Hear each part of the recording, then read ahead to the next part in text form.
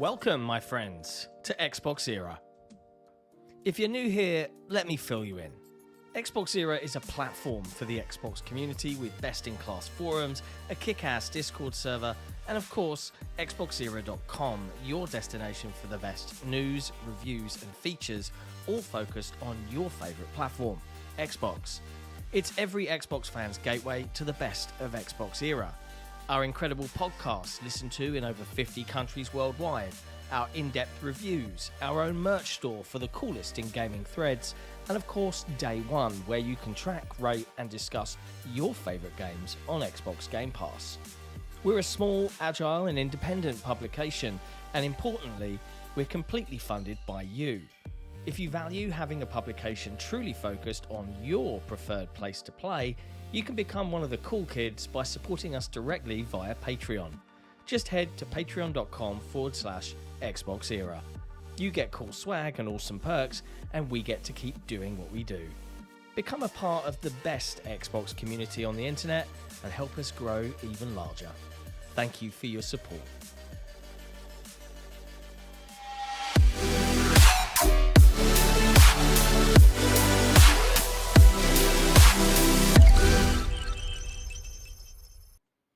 Hello, friends, and welcome to another episode of XboxEra Headlines. The date is September 17th. I'm Sticky Mechanico, and today Jesse and I will be talking you through all of the latest in gaming news from across the industry.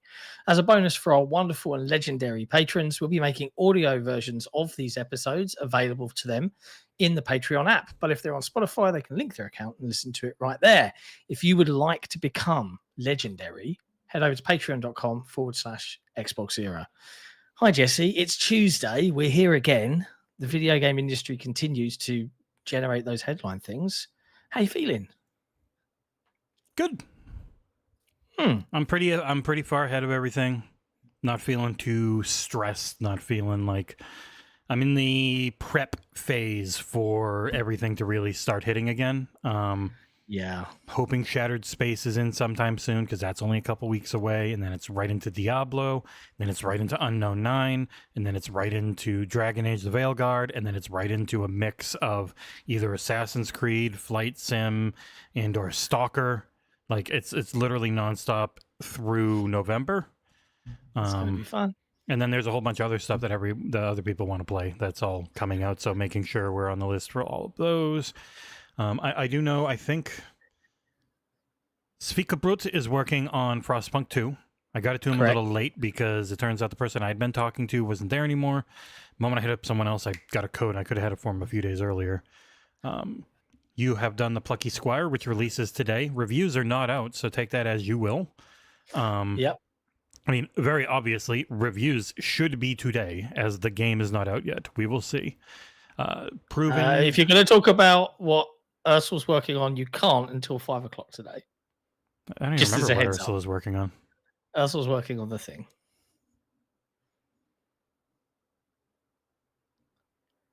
It's the thing that we were going to give to Sukibrud, but he wanted. Yeah, can't. I've just checked. Can't. I wasn't even going to talk about it. But I'm saying, well, I mean, just in general, the things that are coming. We have people working on pretty much everything that's set to come to Game Pass that we know of. Not much. We'll have a Dead Rising Deluxe remaster review closer to that game's launch. Nick is working on that Karate Kid game, which is coming out in like a week or two, I think. Again, he had like a month, and I don't think he's anywhere. He hasn't even like gotten close to finishing it. Well, Nick will just, I've got some free time. I won't do that. I'll play Rocket League, or I'll play Fortnite, or I'll buy this skin. Nick. But yeah, it's been a very busy time for site content. We do need to get a second Nick's Flicks in. It's been a while. Yes, yeah. We had been traveling, and I fell back into the Division 2 hole because what did you do that for? They have added a shit ton of content to it. Like, they've added a lot of new stuff, including a whole new roguelite mode called The Descent. So that's what I'm going to stream tomorrow. I was going to do it today, but I can't because there's going to be too much on this channel. Wink, wink. That's true. There's some stuff coming today. But yes, it is definitely a very, very busy time I'm definitely looking forward to the next thing. I'm not sure. I have to have a look through the spreadsheet of doom and see what the next thing I'm going to tackle is, from a review perspective. But look right now. Let's see if it completely blocks our cameras. Oh, I got it in time. Woo! Oh yeah, Chengus is working on Epic Mickey Rebrushed. I have Shadows of Doubt. I think the next thing for you wouldn't be until it releases, which is Starship Troopers Extermination. That's October 11th. Yes. For things I have written, there can always be something else, but what do I have written down? Through. But that one will be that's October 11th. It comes out on console, and I think that's when codes are available because it is a huge 16-player online game. You can't play it and have fun and know what it is like solo. That would suck. Yeah, I've already played it. I played it in early access. We played it on PC. Hangouts. Yes, I get it. We did. And I've got the co-op crew ready to rock and roll for that one. So we had a lot of fun in the. At first, we were like, but then we saw how different it was, and the building mechanic was very good because it's so basic. It is just this build shit here to not die, and that's about it. There's not some crazy resource management or anything. So it was a lot of fun. No. Yeah, it's good times. It's good times. But there's, as nutshell, there's loads of stuff coming out. You can look forward to a couple of pieces today in both written and video format on XboxEra.com. Keep an eye on the website. I'm very curious to see how my thoughts go down today. Very curious. You're going to get murdered to death. I'm sorry. Who knows? Anyways, let's talk about other things that are coming soon. And the first one being kind of the only really big piece of news that's come this week. Starfield, Shattered Space got a nice drop yesterday with a really lengthy deep dive video into what awaits Starfield fans when investigating the House of Varun, or Varun, however you want to pronounce it. As a big Starfield fan, Jess, I know you're intensely looking forward to getting hands-on with this.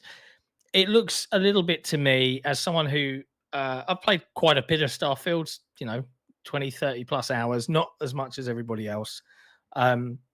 It is very much more in the vein of older Bethesda titles, i.e. you're in one place, you go there, and that's where Shattered Space is. So there's not so much of the things Starfield perhaps was criticized a bit for when it comes to loading screens and empty, vast planets. How dare they be all lifeless out there? That kind of stuff. Are you looking forward to it? Are you excited? So this is the video they showed at Gamescom, pretty much, because when I went through, it was like, oh yeah, this is the video. I think it looks amazing. Unless our friends at Insider Gaming writing, Starfield's long-awaited major expansion is locked to one planet. And it's like, you're technically correct, but you're trying to write that headline in a catchy negative way when it's the thing a lot of people wanted, which was more single planet content. But yeah, no, if you are into the game, I think, and it's funny, it was talked about yesterday on Kind of Funny, and Greg Miller is a huge Starfield fan, but every single time he talks about it, he has to make sure he then is negative about it, because he knows his co-host and the producer and everything there are gonna be incredibly negative about it. And Starfield is still in that place where it's like, if you liked it and you try to talk about it online, you must immediately say negative things to offset the positive you say so that you don't get yelled at. It's like the caveat. It's in that weird toxic place where it's like, oh, I love the game, but yeah, it doesn't do everything perfect. Like, you have to find something negative about it. You can say that about a lot of games, I would argue. But, regardless, this is the first, and to be clear for Starfield fans, if you're listening to headlines and thinking, "Ooh, Starfield DLC, I'm in." It is a paid-for DLC. So if you played the game for free on Game Pass, you can upgrade to the premium edition for $30. I think so. Like that. And you get 10% off if you're a member of Game Pass. So you get some pennies off, but it gives you the soundtrack, it gives you the digital art book, and it gives you access to the premium DLC. You get some if you've skins, already bought I think, the as premium, well. Yeah, if you've already bought the premium edition, of course you get it. So there is some interest, I guess, from me in terms of, we know that in early access, because they had the premium edition, that was obviously playable before it released day one standard edition into Game Pass. There were already 1 million players. So one would presume that's 1 million plus people that are going to have access to the DLC. At the very least. I wonder if they're going to get more sales from that. I wonder if the reviews are going to be good. Are they going to be doing an early access review period so that people can kind of drop their verdicts? I have messaged them giving our interest, so we will see. I am hopeful. It would be odd if they didn't. Yeah. Because as annoying Starfield as it can be, you can get early DLC access on console. They need to whitelist your console normally, or on the Microsoft Store where they whitelist your gamer tag, or on Steam where they do beta builds with press versions of games. You can't do a beta build on a regular version. It has to be the press version. So you have to have like that key, but it'll work forever that way if they wanted to.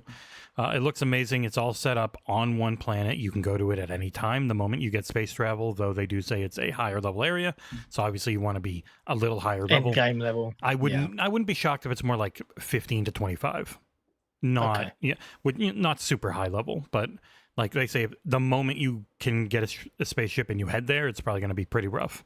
Because they don't normally gate their expansions behind beating a game or getting to like a certain point that's deep.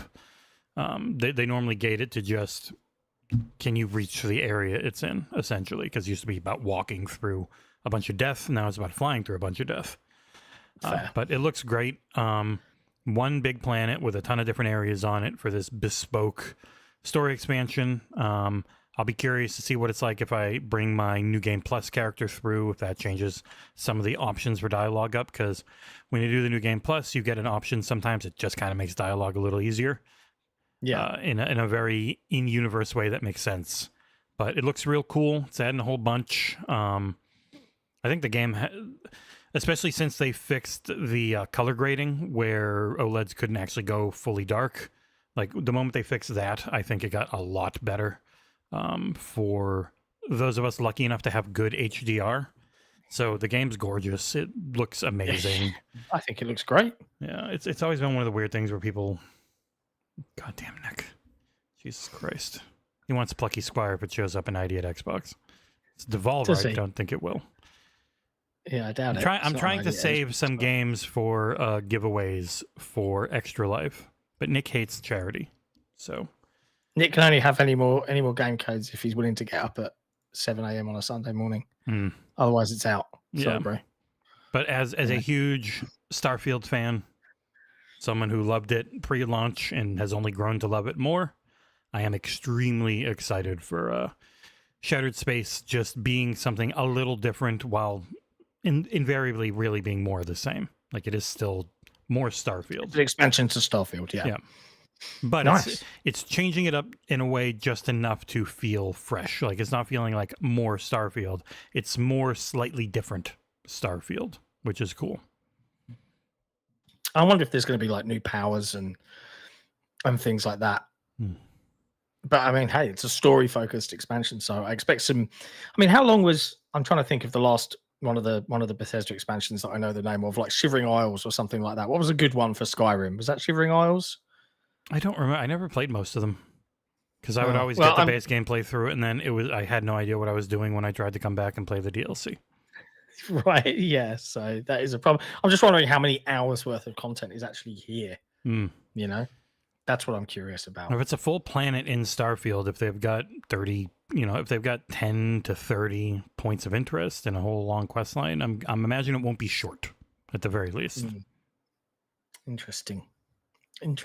But hey, if you're a Starfield fan and you're interested in playing Starfield Shattered Space, it is releasing on the 30th of September. So it's not long to wait, a mere 13 days. And you can get your hands on it if you have the premium version. If you want to upgrade to the premium version so that you can do all of those wonderful things, you can still buy that right now and be prepped and ready to rock and roll come launch day. Good times. Next up in the news, Game Pass September 2024 Wave 2 games just dropped. I think there's going to be a fair bit of criticism this week. I mean, I joked around earlier when I saw this that the inevitable kind of replies on Twitter and other social media platforms would be, L month and, all of that kind of criticism of there's being so few games. But I think when you take into context the recent changes to Game Pass, we've got some questions here, right? We've asked. So we've got Wargroove 2, Ara History Untold, and Frostpunk 2 coming to Game Pass. Both the latter two are PC only games. And Wargroove 2 is console, PC, and cloud. Now, here's where it's interesting, or here's where we're curious. As we all know and covered last week, Xbox changed how their tiers work, introducing Game Pass Standard, which was meant to replace Xbox Game Pass for console. Now, the original, this is going to get complicated. Thank you, Microsoft, for this. The original Xbox Game Pass for console included day one launch games. So Microsoft first party and any deals they made for third party launch games like Wargroove 2. Their graphic that they shared online for the announcement this week or today just says Ultimate and PC, which suggests that, as we know, standard Game Pass isn't included. Now, existing console Game Pass subscribers that have now been turned into standard subscribers were grandfathered in. So they should, this is as we understand it, again, thank you, Microsoft, for making this complex, but they should still get those games day one. But our question is, do they? Because it's not clear. It's not clear to me. Is it clear to you, Jess? Do you agree? Well, it's not clearly, it's not noted at all in that graphic. I wouldn't be shocked if they didn't note it simply because they don't want people to look at a graphic labeling a tier they can no longer buy. You have to have been grandfathered in. So I get it from that perspective. So I did tweet them and ask from the XboxEra account. I have also emailed Xbox PR and said, hey, can you clarify this, please, boys and girls? If the only difference between standard and core is that standard gets standard and console is that standard gets online multiplayer and console keeps the old day one games but doesn't get new ones, that would be a very bad system. It would make it even more pointless, and I think people would get very upset. Because definitely the way it was taken was if you have Game Pass for console, you keep getting day one games as long as you have it. New ones, not just you keep the old ones and then anything moving forward from September you don't get anymore. That wasn't how it was listed that I saw or that anyone took it. So I don't think it's going to be that way. It's just not listed like that in their new format where they smartly, clearly tell you the current available tiers you can get it for. So I'm just very curious. It is, all of this, of course, a problem of Microsoft's own making. Well, I think the future we all know is they only want to have these two. They only want to have Ultimate and PC. Yeah. Because when that happens, which inevitably it will, people will be like, "Hang on a second, I'm paying half the money for this PC version. Well, they have and PC. I'm not paying for multiplayer." They have I think they have PC, didn't they? It's like 12 now, so it's not half. It's not the same cost as Ultimate, put simply. But I wouldn't be surprised if it's PC's 15 and Ultimate's 20 or something in the future like that. Like it's 3/4 of Ultimate's cost, but you don't get the cloud, which is a big selling point for them. Because if rumors are true and they end up going with a box that can play Xbox games and it can play PC games, they can't charge people for console internet anymore or multiplayer. They can't charge for that because otherwise you would just always play the PC version of that game because then you don't have to pay for multiplayer. So I think that is the future they will slowly work towards. People will be upset it takes forever, but they have to realize most casuals don't even know what's going on. They have no idea. And they are working towards them and making them understand and know things. And it's always going to feel way too slow for us. So, yeah. Oh, that is the curious thing. Hopefully we'll get an answer. I'll try and get an answer from our friends at Xbox. It would be nice to have that fully understood because right now it definitely feels messy.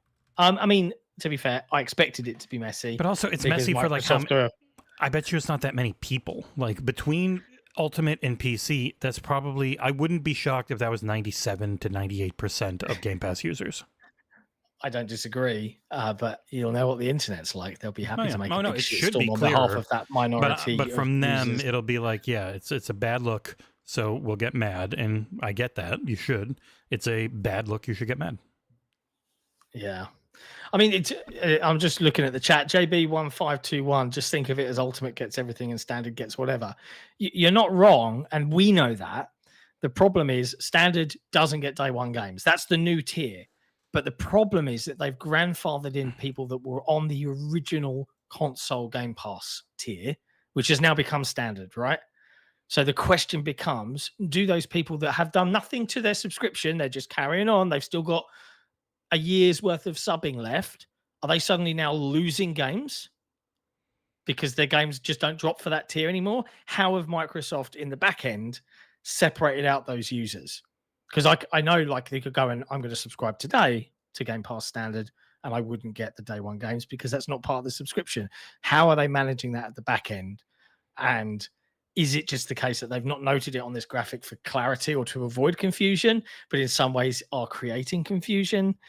It's a bit of a mess. A simple line at the bottom that states, like, for console users, you'll still be getting Wargroove, because that's the one they would be getting in this drop.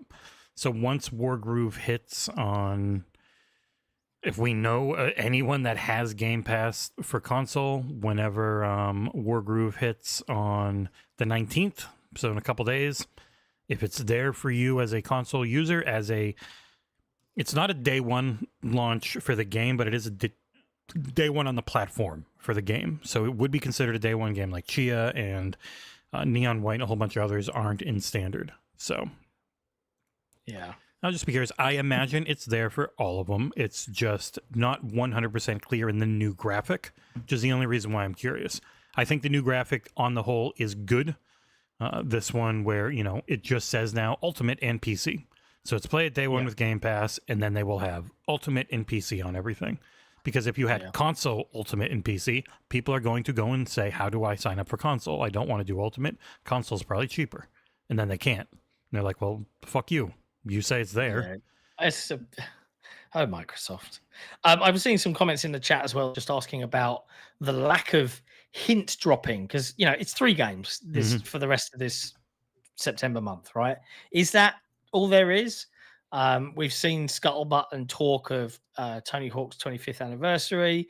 We've seen Singularity, the original Activision game, come and appear on the Windows Store. Are they planning more? Is this something they're going to announce at TGS? Are we going to see a bunch of Square games drop onto Game Pass as a follow-up? They've had Game Pass games drop at TGS pretty regularly. Normally they hint, and I think people are concerned. There's no. Hey, we'll be making some more noise on the 26th. When we're at TGS. In the end, I guess I wouldn't read too much into it because they have already said that they're going to talk about things coming to Game Pass at TGS in the TGS blog. Yeah. So maybe whether those are drops spread out later, a drop for the show and more later, who knows? We'll have to wait and see next week. If this is all there is for September, then I'd call it one of their weaker months in a very long time. August was decently weak. July was ridiculous. You only have to go back 2 months to get a great month. But again, it's always, what have you done for me lately in business? And the month of September, if you're on PC, pretty good. If you're into your 4X especially, and your RTS, because you had friggin' Age of Mythology, which is also on console, thankfully. But then you have Project Era, or Era History Untold, which is PC only, and Frostpunk 2, which are PC only. 2 games which should eventually come to console, especially Frostpunk, because the first one did. But it is a different game when it comes to console, which is why it takes them longer. Frostpunk Console Edition, quite different from Frostpunk PC. Also, this month was supposed to have Stalker. I think it was delayed long enough ago, though, that they could have replaced it with a couple of smaller things if they wanted to. But who knows? Maybe that is what's happening at TGS. If it doesn't, though, then I would not be shocked at anyone that is quite annoyed at the month if we're hoping to find something new to play and don't have a PC. Next up, Lucasfilm dropped a reasonably lengthy interview with Lucasfilm's executive producer, Craig Derrick. So this is an internally produced piece. This isn't on another journalist's website or anything like that. It is a Lucasfilm internally promoted piece. Just speaking with exec producer Craig Derrick on Indiana Jones and the Great Circle, which obviously is an upcoming Bethesda Machine Games release coming out on 9th of December on Xbox Series consoles and PC. And then at some point in February, April, I can't remember when it is for PlayStation. Just next year. Spring. Oh, okay. Spring. There you go.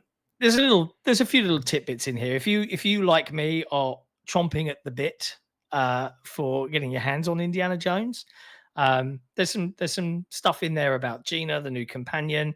The one thing I really liked and picked out for quickly writing it up on XboxEra.com was the whole myth of the Great Circle.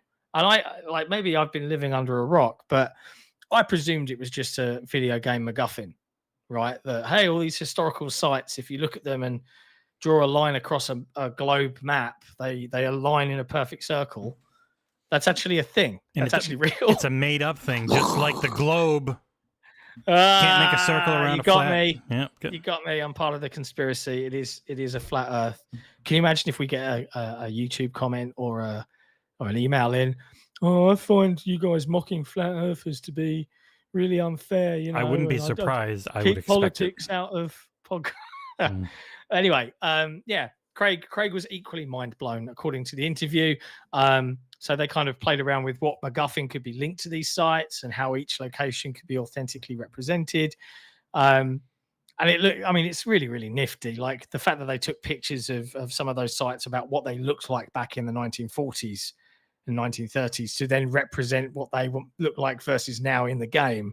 I'm like, this is cool. I just can't wait to get my hands on Indiana Jones, man. Feels like a labor of love in a way. I am eager. Yeah. You can tell when they did the interview with the devs in our preview where we were kind of asking them questions over online portals and things, you could sense that they are really big fans. And someone did ask the question about what's the best Indiana Jones film, and they both referenced the two only correct answers, which is Last Crusade and Raiders. Yeah. Which is like, yep, okay, you guys get it. You're understanding here. I like it. I mean, that's the most basic I understand the franchise answers you could ever have. It is true. And I say that as somebody who did quite enjoy the last one. I still wouldn't put it up. I enjoyed bits of it. Yeah. But I don't mind the fantastical. That's kind of always what you end up getting. So, yeah, there is a part of me that's like, is it just because I'm older now? So my sense of disbelief. But I always felt that Indiana Jones, the older ones, were kind of like they didn't always show you. They hinted at, and they maybe suggested. They maybe melted faces and blew people up and had people age unbelievably fast in seconds. Like. It was always fantastical. Right. They might have ripped hearts out and have them still beating. Like do that all the time. Still fond memories of getting my little brother. The friggin' Dial of Destiny is close to the old ones. I would put it around or above Temple of Doom. Then the thing that colors everything is Crystal Skull, which is so far down on the ground to be stomped on that it just sullied the franchise. So even a good movie like Dial of Destiny, it had to be perfect, which an 80-year-old can't do.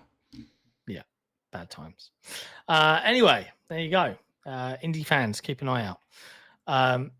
Next up, I'm reading the chat, seeing people admitting that Temple of Doom is their favorite. It's okay to be wrong, guys. I mean, it depends. How old were you? Were you a kid? Because Temple of Doom, if you are a little kid, was more of a kid movie. You know, it's a prequel that is focused more on like fantastical funness, as where Raiders of the Lost Ark and The Last Crusade are very politically heavy dramas mixed with the adventure stuff. Like Temple of Doom is just dumb fun, which a little kid is going to be into. It's a really annoying screamy lady. You can't. She's very pretty though. Pierced my ears. Mm-hmm. Next up, and I'm hoping you've caught up on this one. The Switch 2 exists. I mean, we technically already knew this, but the developers for the sequel for My Time at Portia effectively outed it in a kind of a new trailer for their sequel to My Time at Portia, which is My Time at Evershine. which is the next game in the studio in the series from Studio Pathia Games. And they actually said confirmed platforms are future Nintendo platforms yet to be announced, alongside PC, PS5, and Xbox Series X and S. I think that's the first time we've seen that happen. It's interesting, isn't it? Let me go there. So the My Time things, isn't this is what Ursul's been playing and reviewing a few. He did like Sandrock, I think. Another one of the series that I don't think had ever been on Xbox and now is. So yeah, this is very much a My Time type of game. They don't have it at the end. It just says PS5, Xbox Series, and Steam. It doesn't say anything about the Nintendo in the actual video, so it must have been their press release, which we might have.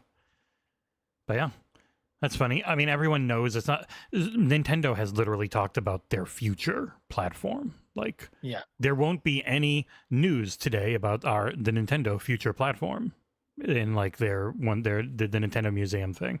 They had to keep making sure they said nothing about our Nintendo future platforms type of stuff. So, there you go.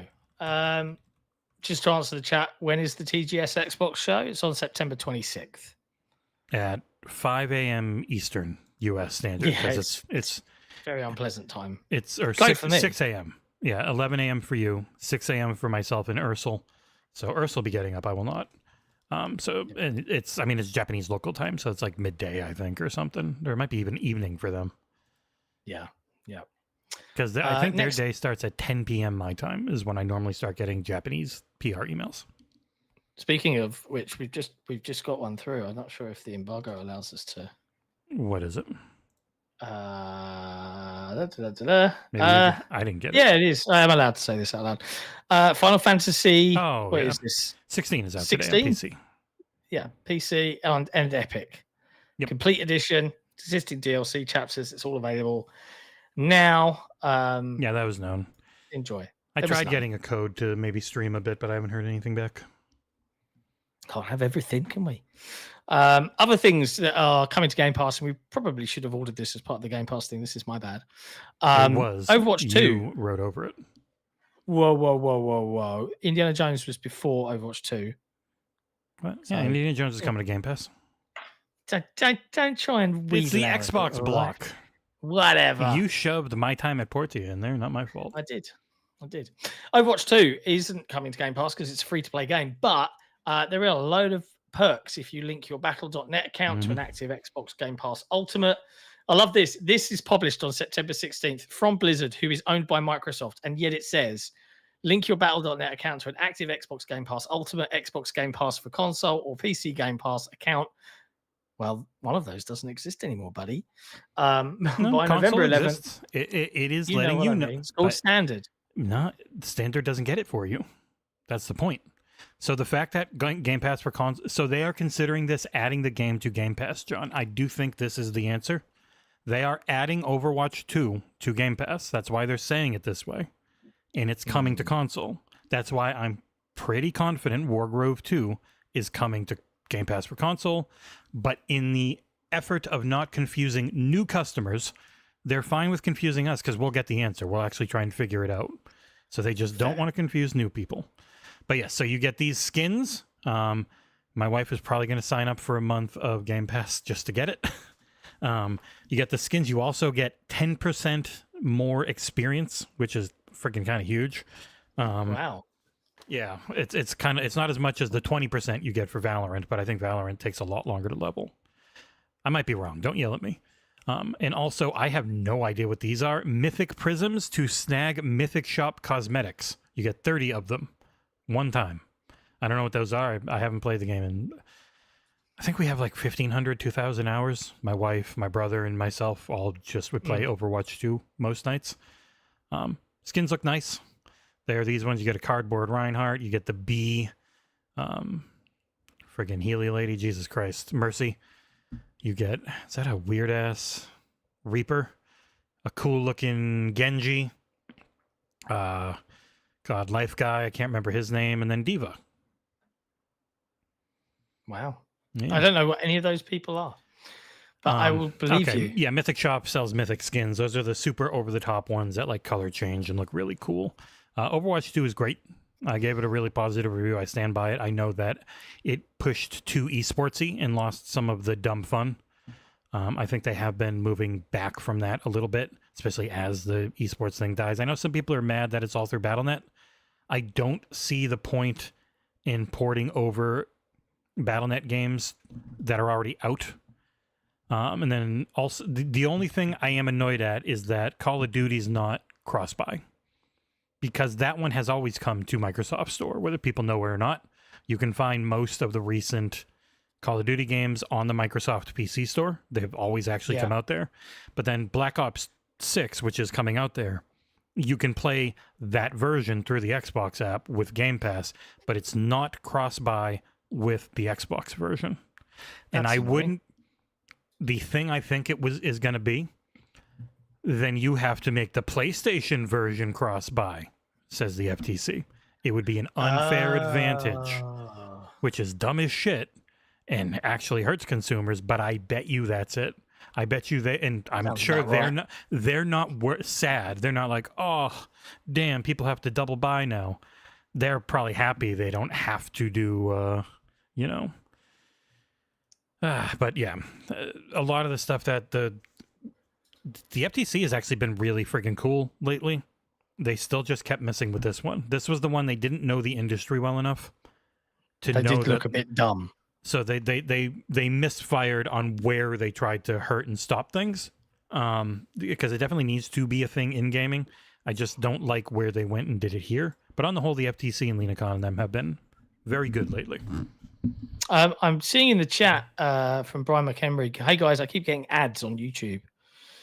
It shouldn't be keep. It's supposed to be once once an hour per person is what I have it set to.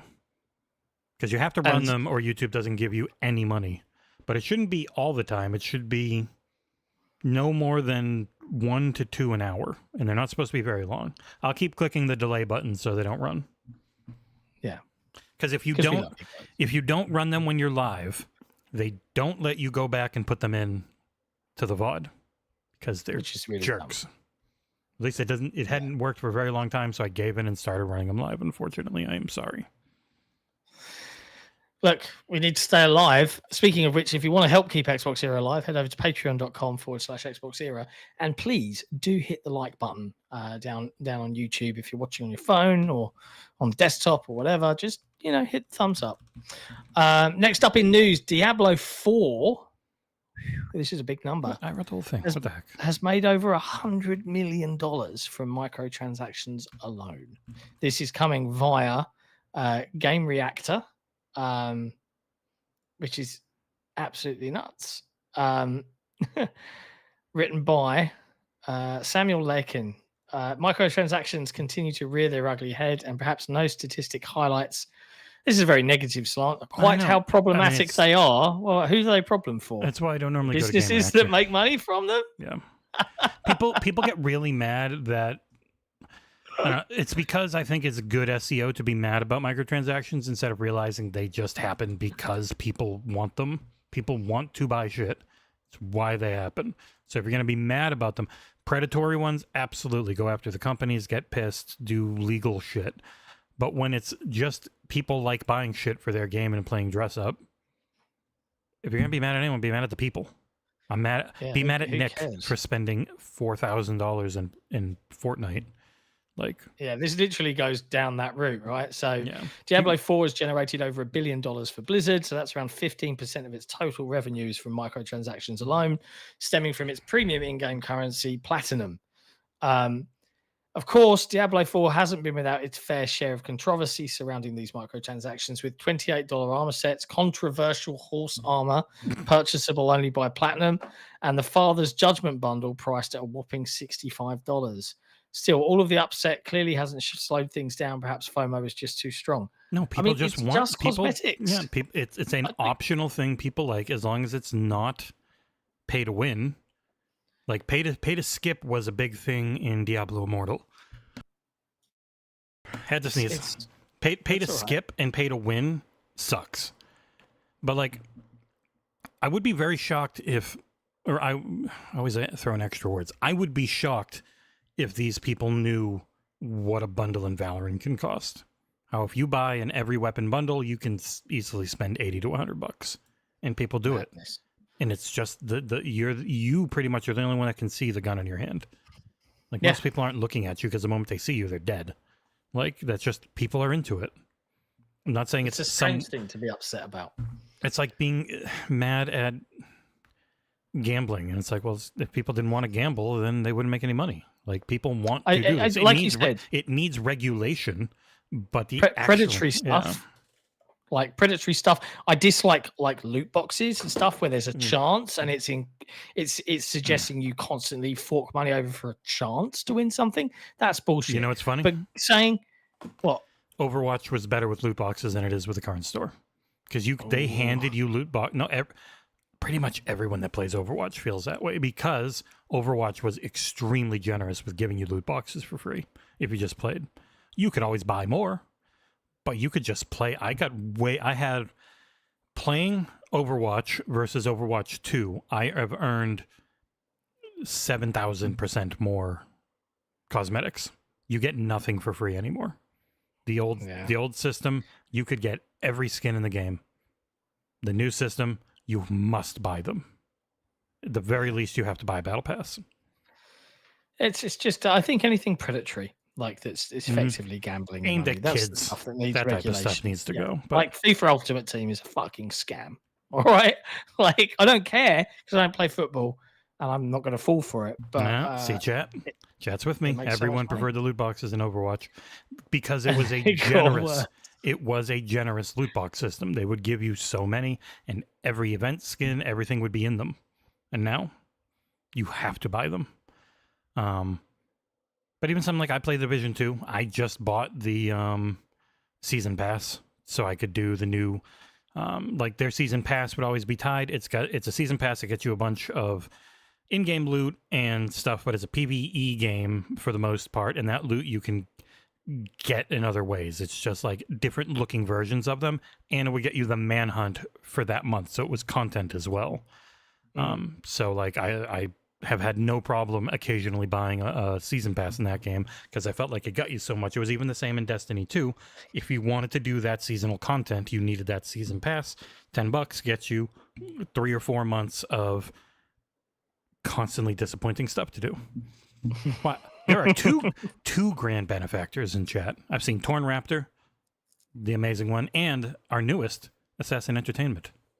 Hello. Oh, grand benefactor.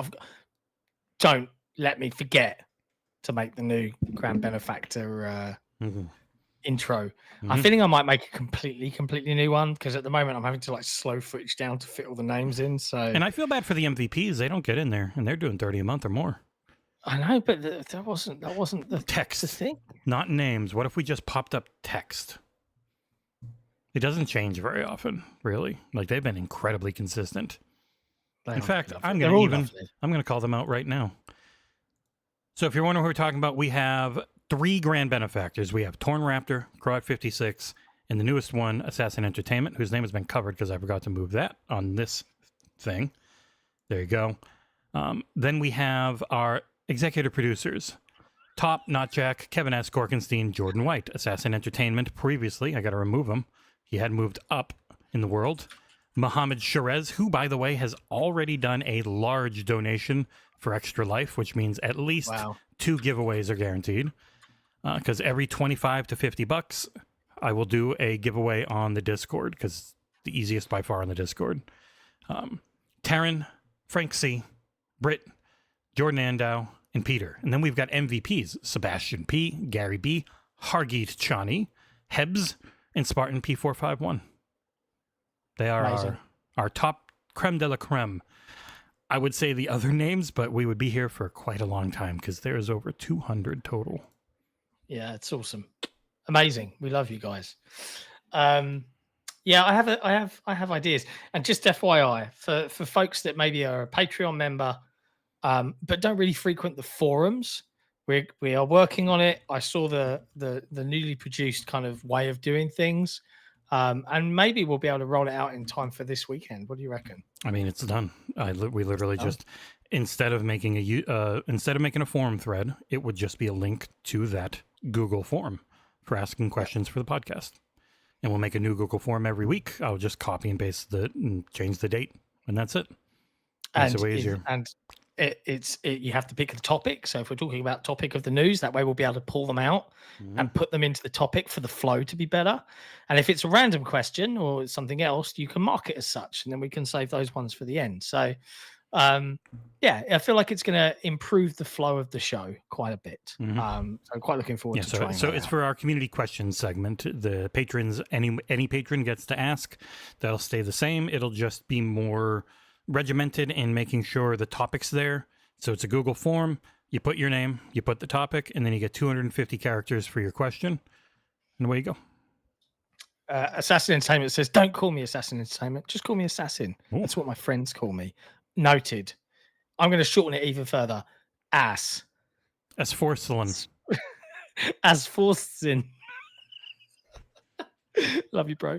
All right. Okay. Speaking of EA and predatory microtransactional practices, Vince Zampella, who is now the head of the Battlefield franchise and a member of EA, had a long and lengthy chat with the folks over at IGN to talk about Battlefield and the upcoming revival. Now, I haven't read this full interview. I'm going to be cherry picking some bits out while we're discussing it now. I'm going to just put a caveat here. Every time I see an interview like this before the next Battlefield game that talks about how they're going to get it right this time. No pressure, but I've done this song and dance before. I will say, Battlefield 3 good, Battlefield 4 great, Battlefield 1 great, Battlefield 5 my favorite, and I know a lot of people go crazy. It had the best shooting that franchise ever had. 2042 after launch.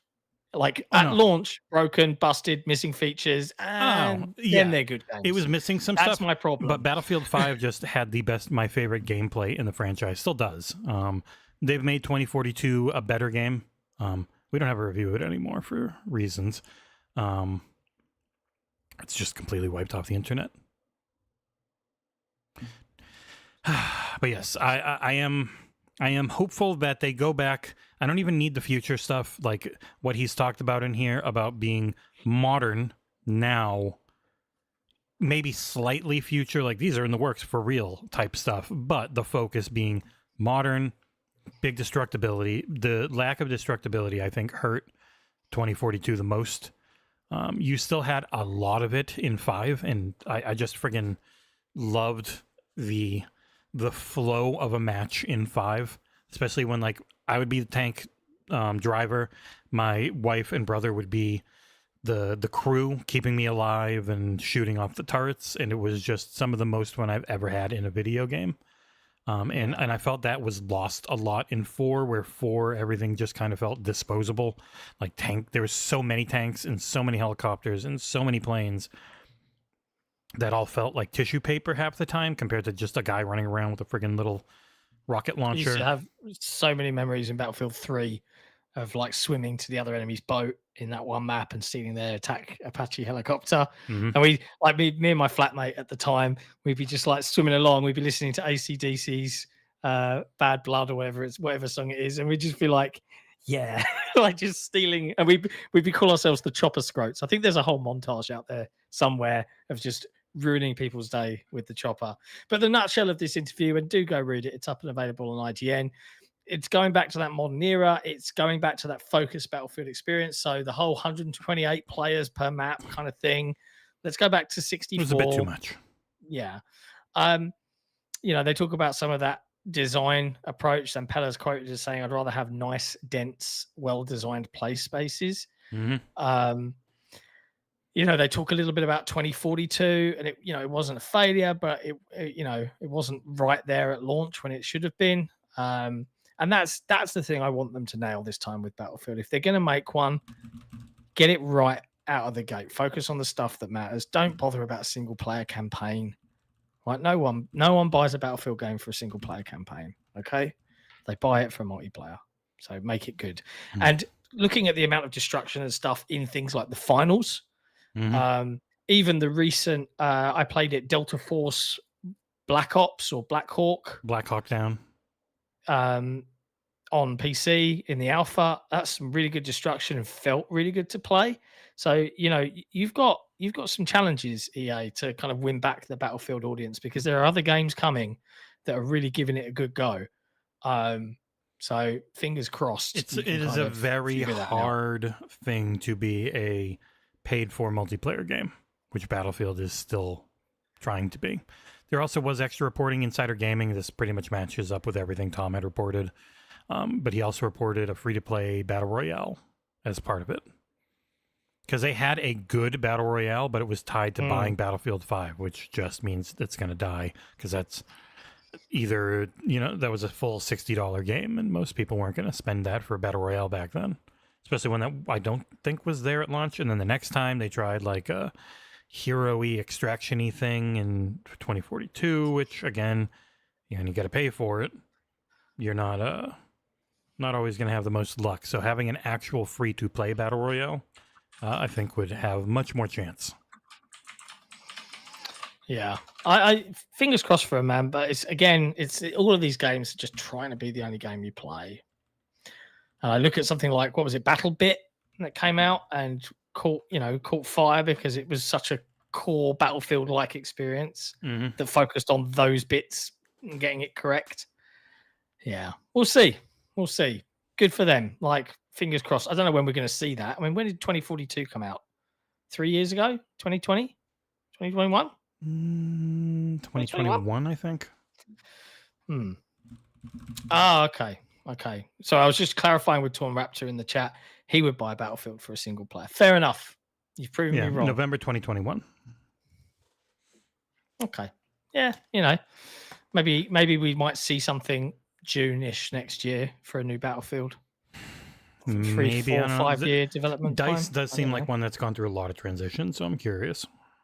Yeah. We'll see. Anyways, next up, we did cover this. This was from last week. And we did talk about it a lot on Saturday's XboxEra podcast, if you missed it. But if you did miss it, Annapurna Interactive, a legendary and very well-known indie publisher, staff entirely quit en masse and all walked out following negotiation breakdown to go independent and get themselves out from underneath the billionaire's daughter that owns them. Annapurna are claiming that everything's fine and, they're still supporting all of their titles they're supporting. Quite how they're going to do that with no teams. But kudos to that team for sticking to their guns. Like, it's pretty crazy, but also kind of cool of them. And then this one's been making me laugh. Flappy Bird is coming back, except it's a little bit more kind of gross and seedy underneath this. If you remember Flappy Bird, it was an Apple game that released that caught the world on fire, and then the developer of it was like, this is too much, and he just shut it down and it got delisted and it was no longer a thing. Fair enough, each to their own. Anyway, unfortunately, 10 years later, he's let the trademark for Flappy Bird expire. And what that's meant is that some crypto bros have come in, bought that trademark and redeveloped the game. And you can be sure there'll be some crypto bollocks shoved into that new Flappy Bird. But they're profiting off of the name. The original creator has come out and denounced it as a crypto scheme. So fingers crossed it doesn't get much traction because it's kind of gross. Yeah. Kind of gross. Not kind of. It was. Before the last story, we do have a super chat if you want to dive into it. Because it's it's a Grand Benefactor super chat. Yeah, from Grand Benefactor Ass. As much as I want Battlefield fans to get a win, I'm still salty that Motive is helping out and not making Dead Space. Dead Space Remake was my game of the year last year, and that franchise deserves to continue. Yep. Yeah, well, Jeff Grubb, publicly went on record and definitely said that Dead Space 2 was definitely in development. I'm joking. He didn't actually say those things. But it was sure as hell funny to watch him be dragged over the coals a little bit about it. Yeah, it is sucky.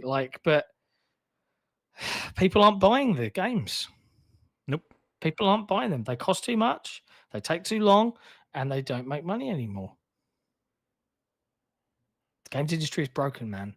It's broken. Games industries make more money than ever. Customers are the problem. Yeah. It's your fault. Not us in this bubble. The casual does not buy enough of these games, but they do spend so much when there are microtransaction live focus games that companies are just they have the mindset of making more money, and to do that, that means you must focus on it. And I know Torn Raptor and Assassin's Entertainment, they're with me. Or Assassin and Torn Raptor are with me. I greatly prefer the single player campaigns in these things over the multiplayer, because I just generally don't have enough time to get good for the multiplayer and learn maps and whatnot. But that's just a thing of the past.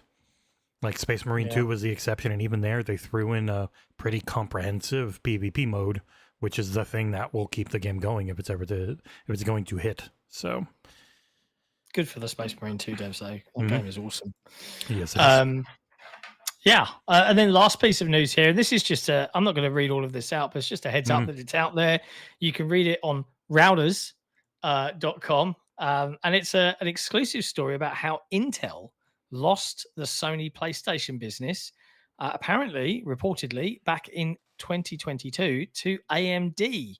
According to the PlayStation Weird to 6. think.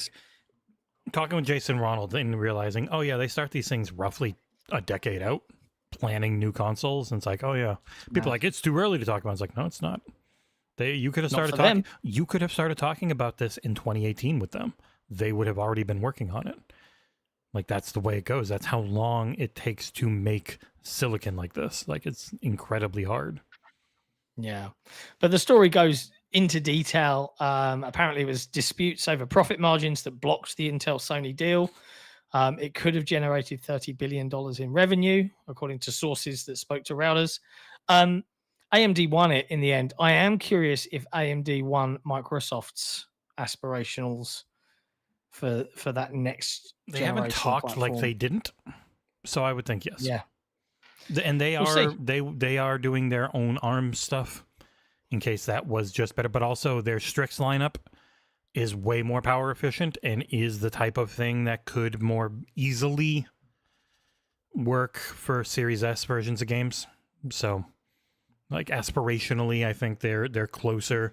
Plus, it just is so much easier for back compat, and I think that's why AMD was probably going to win in the end no matter what, because PlayStation's back compat is a mess, and it is fully handled. It seems like they say to AMD, go make sure everything works, and then AMD does a bunch of work to make sure all those same CPU speeds and everything can run, because that's just the way their very strict setup requires. So I'm so curious about Microsoft's whole next gen plans. Like, I'm really curious. But as more and more of us old hats die from long COVID, I am curious just how quick do they hit with the youngins, because they are going in that direction that I think a lot of them want. Like my son would be the happiest person on the planet, Gabe would, if he just had one box that played all the Xbox stuff on Game Pass that he's interested in, but it had PC and everything just works together, and he doesn't have to worry about having every box to play everything with his friends, because they are growing up in an era where it's like, yeah, that's really dumb. Why do I want to have to own and buy everything in different places? It's all here in my phone. It's all here in the PC. Why do I have to constantly go everywhere? No, you come to me and everything works together. And they're growing up in that mindset. And I don't see old system where, like, but neither of my kids touch the Switch. They're just like, it looks like shit and everything's super expensive. I really think, I'm very curious how the next Nintendo platform, like, because if it has two screens again, because that's the new rumor that it's got two screens, I'm going to be like, no, I'm out. I have no interest. I don't want to have to play that thing handheld. I've only played it docked. And then how does that work docked? Like, and it's so much freaking money. I think, and this is where Microsoft could genuinely make a big change. You know, they talk about the expense, and you know they've got this existing user base, but the existing user base having everything they own and all of the new games that just come, and having that focus on the platform's services being really rock solid with online and everything else. It's a tantalizing prospect, regardless of how you feel about Microsoft. I think it could be a very successful product if it comes to pass. So we'll see. We'll see. I'm excited. There's plenty of. It needs to change. It does need to change. Because the industry right now is limping severely, as it makes plenty of money. It's just not making more than last time. And that's what they care about. So. But there you go. Other brief bits of news in 1 minute. A review will be dropping live for no one's going to tell us off. Dead Rising Deluxe Remaster review is dropping live on XboxEra.com and on this YouTube channel. So right now, you can go watch it straight. There you go, straight after this video. Go and check it out, and then you can keep an eye out for another review from me dropping at some point this afternoon. There's a game called The Plucky Squire coming out today. What? Yeah, you can look. You can look for my review on that. I'm very keen to see how well it does. Other than that, I think we've got more coming throughout the rest of this week. You've got a little preview. Yeah, Dragon Age previews on Thursday. Oh, well, I scheduled that. I should premiere that. Yeah, you should. You should. Yeah. Absolutely. When we're allowed to say the time. Later today, I've got a text-only review coming for Prince of Persia. I'm allowed to say that one. There's too many videos. I didn't bother doing a video. It's a $5 DLC, but I'll have that review up at noon in about an hour or two. I think it's in an hour. But yeah, I got a premiere for Dragon Age The Veilguard, the preview I went to go see in San Francisco, where I met Paris Lily, and he was very nice. So, and I met Shinobi 602, and he was very nice. They both came up to me. I was trying to not bother people, but then they came up to me. I was like, oh, hi. Not that I had any idea what Shinobi looked like. But yeah, so keep an eye out on XboxEra.com for all the latest and greatest in Xbox and gaming news. And we'll be back on Thursday with another episode of Headlines. Until then, dear friends, play video games, have fun, enjoy yourselves, because it's a fun hobby that we all get to play. And as always, we'll see you next time.